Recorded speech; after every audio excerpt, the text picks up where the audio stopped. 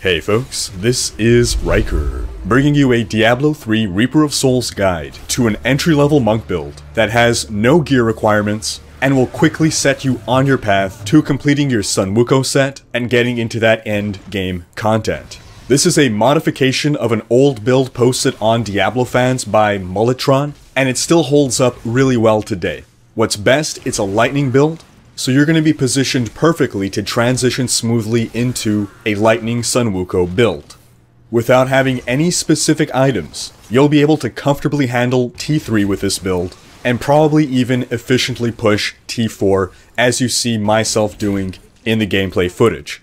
So let's take a look at the skills. For your primary, you'll want Way of the 100 Fists, Hands of Lightning.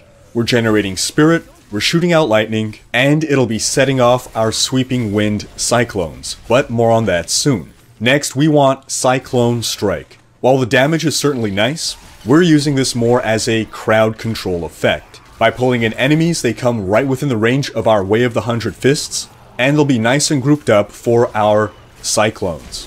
For our mantra, I like to go with Mantra of Conviction over Awe. This mantra's passive effect makes enemies within 30 yards of you, which is about half a screen away, take 10% increased damage.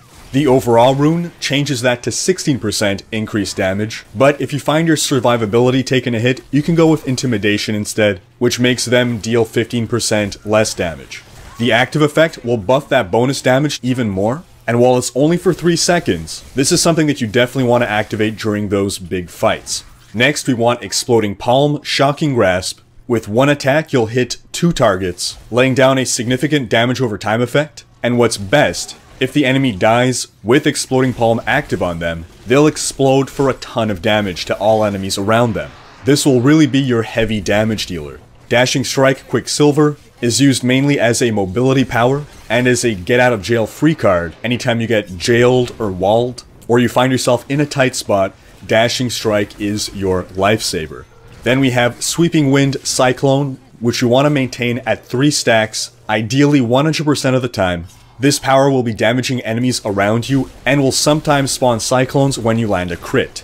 So taken all together, the playstyle will be activate your Sweeping Wind, Cyclone to bring in the enemies, Exploding Palm to start chaining the damage over time effect, and thanks to Cyclone Strike, the Exploding Palm on death explosion will hit all the enemies around you. And of course, Way of the 100 Fists to keep up your spirit, as well as to help proc those cyclones. Then to quickly make your way over to the next pack of monsters before Sweeping Wind expires, Dashing Strike. Run into a champion pack, Mantra of Conviction. And ideally, you'll really want to stay on the move in order to keep your momentum passive up at all times.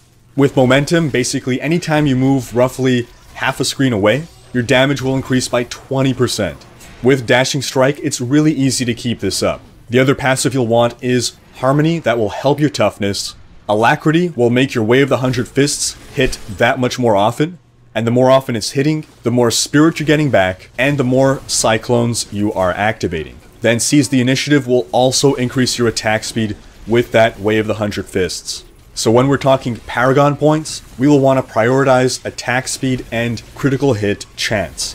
More crit chance means more crits, and more crits means more cyclones. As for more attack speed means more spirit, and it also means more crits. Now, I won't give a complete breakdown on what items you want for this build, because again, this is an intermediary build. This is a build you want to use while getting your end game build ready, which again will be a Sun Wukong build, like this one right here. Again, this build is lightning, and this Sun Wukong endgame build is lightning, so you may already have some of the items you need by the time you complete your Sun Wukong set. For general guidelines on how to maximize your damage and your toughness to get the most out of this build, follow this simple gearing guide. That wraps up this guide. Thanks for watching. Check out these other videos, and if you enjoyed this one, share it with friends, leave a comment, hit like, and subscribe to join Riker's Raiders.